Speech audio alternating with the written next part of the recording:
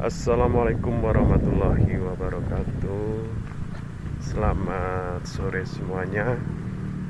Yang ketemu lagi dengan saya.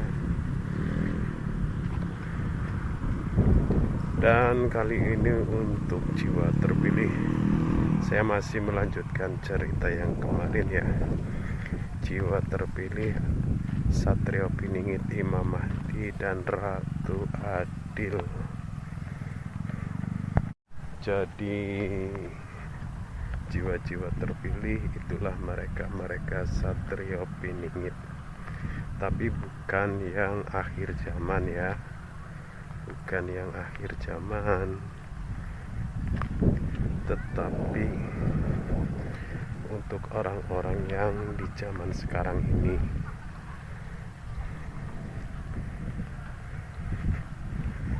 Mereka yang terpilih mungkin karena dia punya kelebihannya masing-masing ya. Mungkin karena dia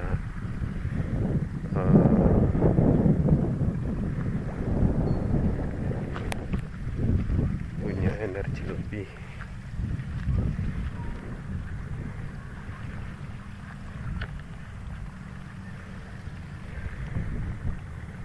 Dan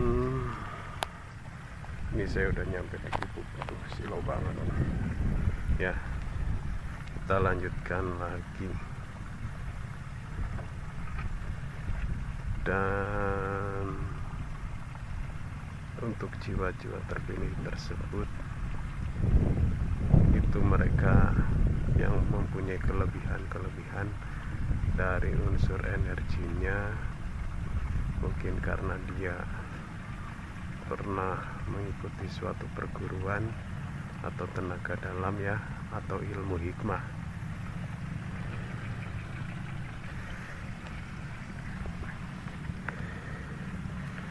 Ilmu hikmah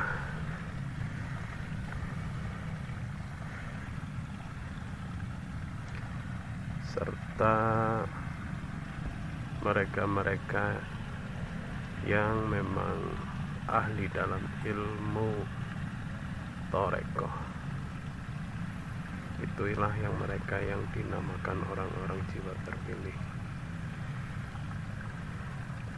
Dan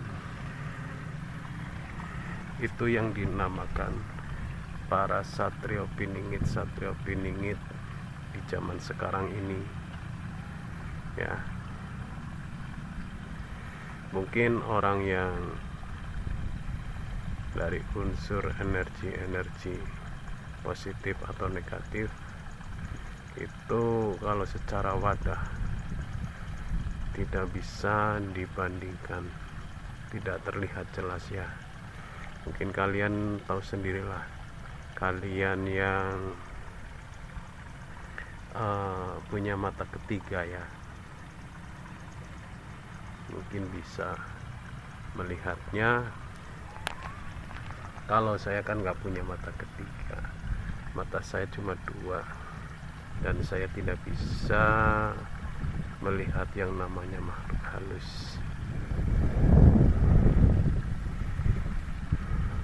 Cuma kadang saya sering bersinggungan dengan energi tersebut ya. Saya tidak bisa melihatnya.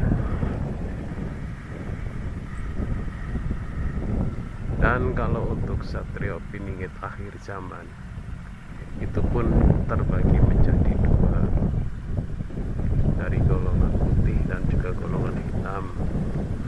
Dari golongan hitam itu yang namanya Satrio Piningit adalah kesatria.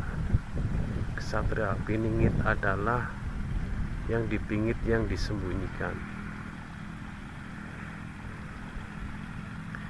Dan kalau untuk energi hitam, kesatria akhir zaman itu yang namanya Dajjal Al-Masih. Dia yang disembunyikan di dasar danau ya. Mungkin ada yang tahu letak danaunya di mana, yang cerita dari siapa-siapa. itu yang namanya Dajjal laknatullah. Dia disembunyikan di dasar air, ya, di dalam sebuah danau. Terus yang namanya Satrio Piningit untuk golongan putih itu yang namanya Isa Al-Masih. Jadi antara Dajjal dan Isa sama-sama mempunyai belakangnya Al-Masih. Dan untuk Isa Al-Masih tersebut, dia disembunyikan di langit. Jadi untuk kita mengetahui istilah Satrio Piningit yang sejati akhir zaman itu, kita harus tahu dari awal sampai dengan akhir, dari terciptanya Adam, ya,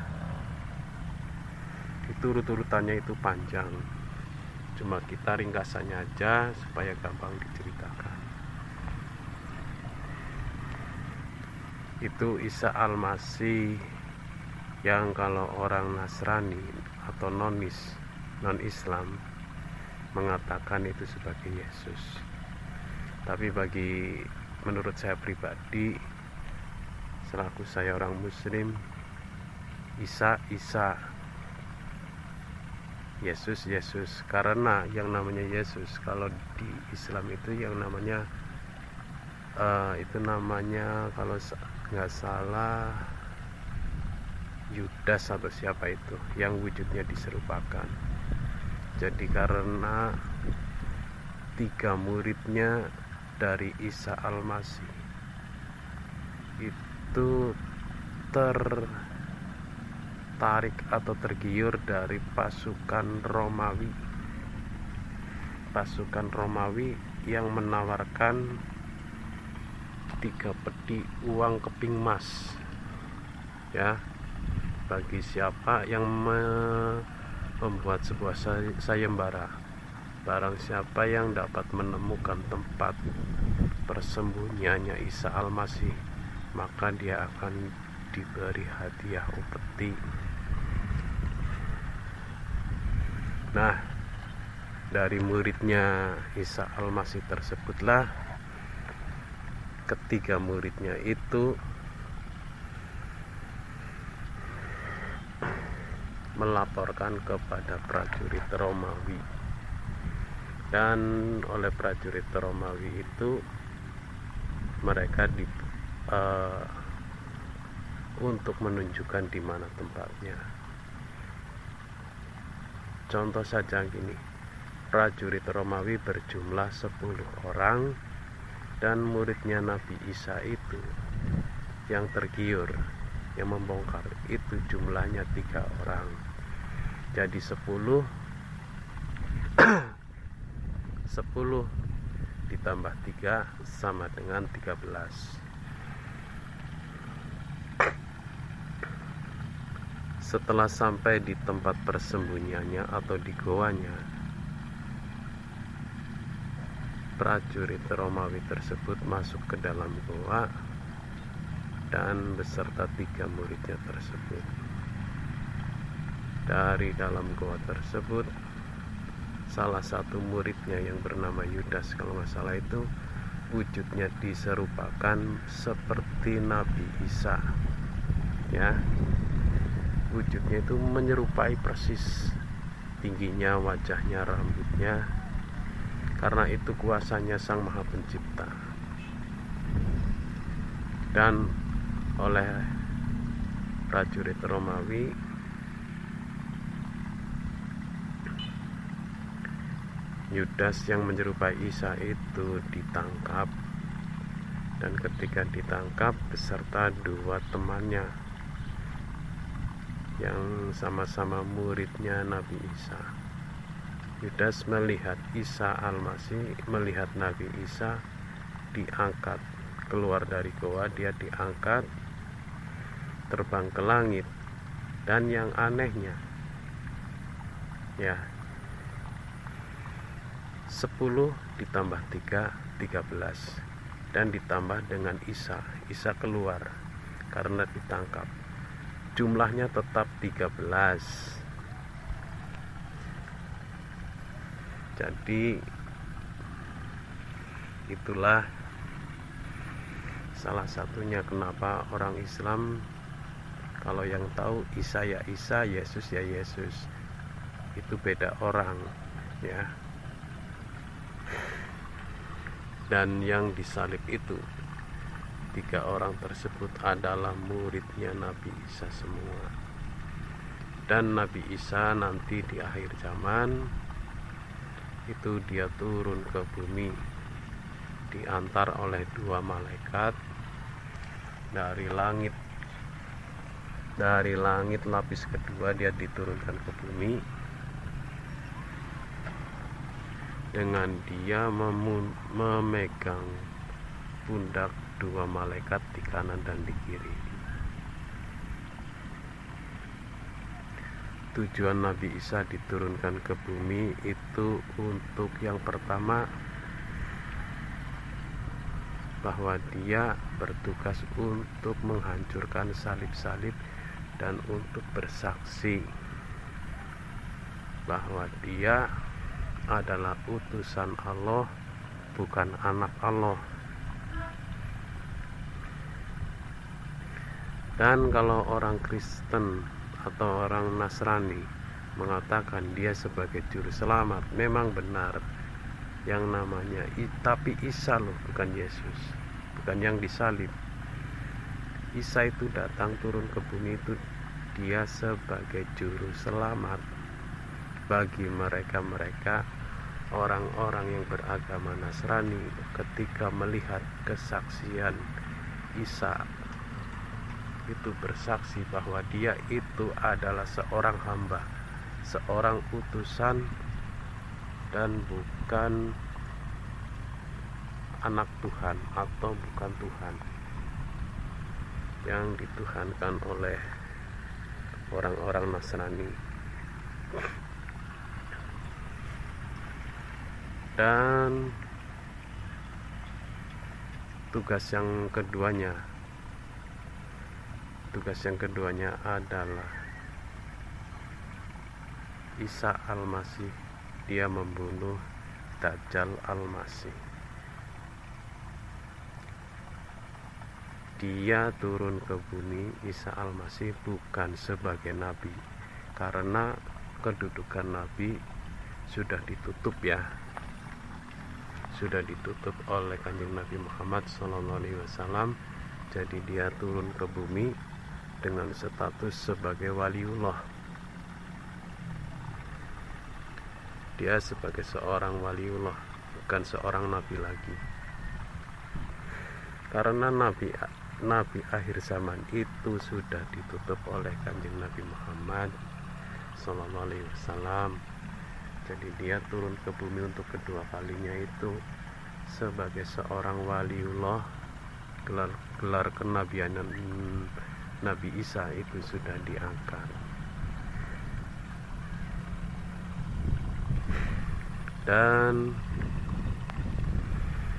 tugas seorang Nabi Isa itu seorang kesatria yang terpingit di langit lapis kedua. Dia bertugas untuk melindungi Imam Mahdi dan untuk membunuh Dajjal, kesatria piningit dari golongan ilmu hitam. Siapakah yang menyuruh? Yang menyuruh adalah Sang Ratu Adil. Jadi ini seperti yang kemarin, bahwa sosok Ratu Adil bukanlah sosok wanita atau perempuan, karena banyak orang yang salah persepsi ya. Ratu Adil, ratu itu sosok wanita, kalau laki-laki itu raja. Itu ternyata salah, itu salah ya, itu salah. Bahwa yang namanya ratu adalah raja. Di sini ada Ratu Adil. Ratu Adil tersebut yaitu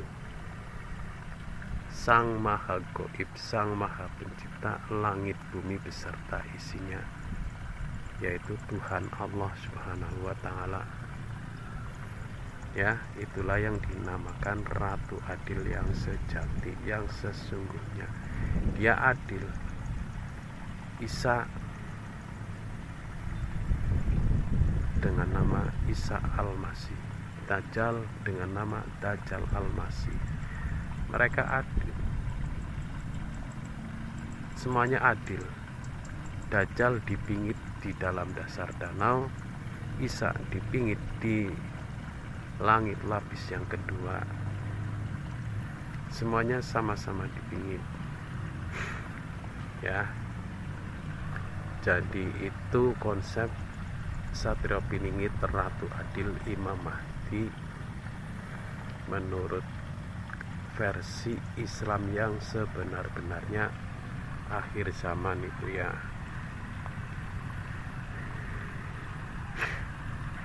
Jadi kalau yang namanya Ratu Adil itu dia benar-benar adil, makanya seperti yang saya tadi bilang, untuk konsep Satrio Piningit, Imam Mahdi dan Ratu Adil, kita itu harus tahu dari awal penciptaan Nabi Adam. Ya, itu memang adil. Karena ini nantinya itu mungkin buat kalian yang orang kejawen nanti juga tahu.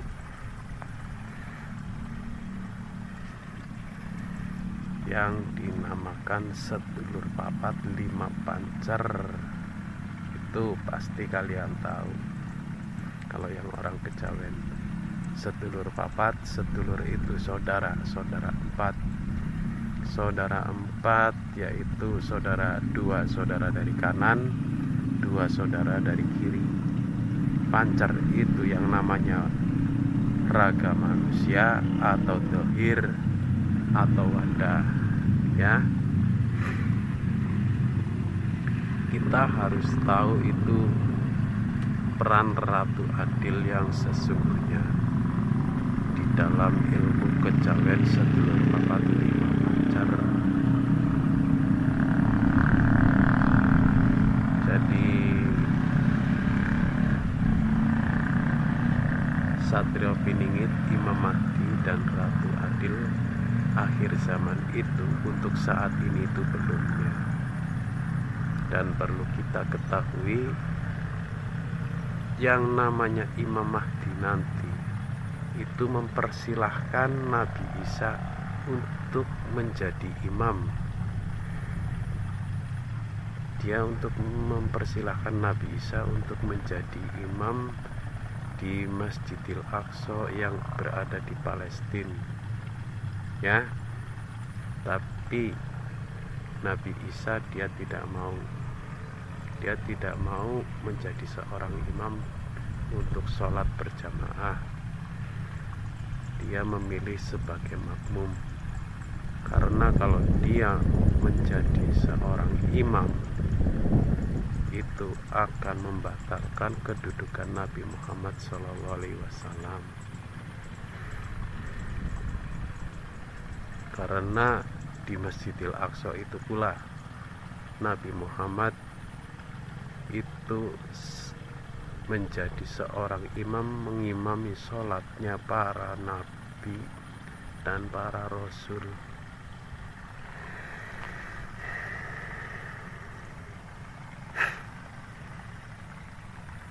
Orang tanda-tanda kiamat itu salah satunya itu jika Israel dan Palestina itu berdamai ya. Orang selama ini Palestina dan Israel itu belum damai, karena nanti titik peperangan itu di situ. Dan Nabi Isa pun diturunkan di kota kelahirannya, bukan di tanah Jawa, bukan di mana itu, bukan. Itu dia akan diturunkan di Israel sampai dengan terakhir itu di Palestina, yaitu di Gaza. Ya,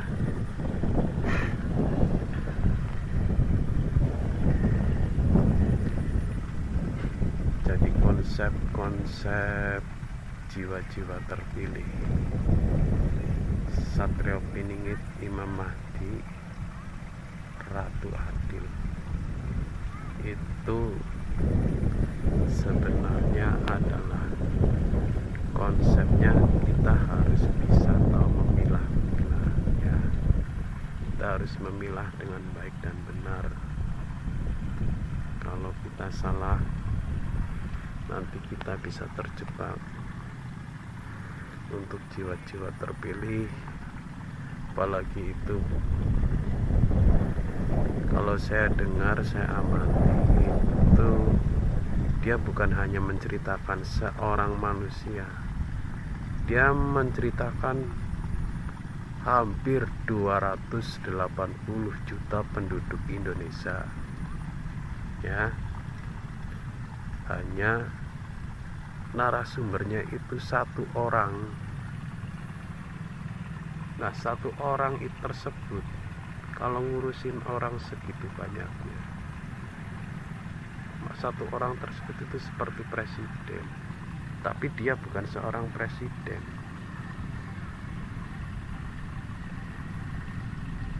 Kalau presiden itu memang jelas, dia memimpin manusia. Lah, ini yang dipimpin itu bukan manusia.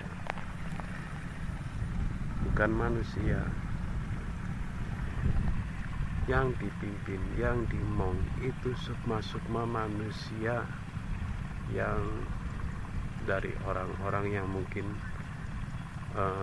berilmu atau berguru, ataupun sukma-sukma manusia yang terculik, baik itu orangnya yang masih hidup maupun yang sudah meninggal dunia. Dan mungkin sekianan dulu ya dari saya, karena ini durasi udah cukup lumayan panjang nih. Karena saya itu kalau bikin podcast itu nggak terlalu suka yang panjang-panjang, kadang bikin bosen yang orang yang mendengarkan. Jadi saya lebih tertarik untuk yang sedikit-sedikit aja. Sekian dulu, mungkin disambung lagi besok. Assalamualaikum warahmatullahi wabarakatuh.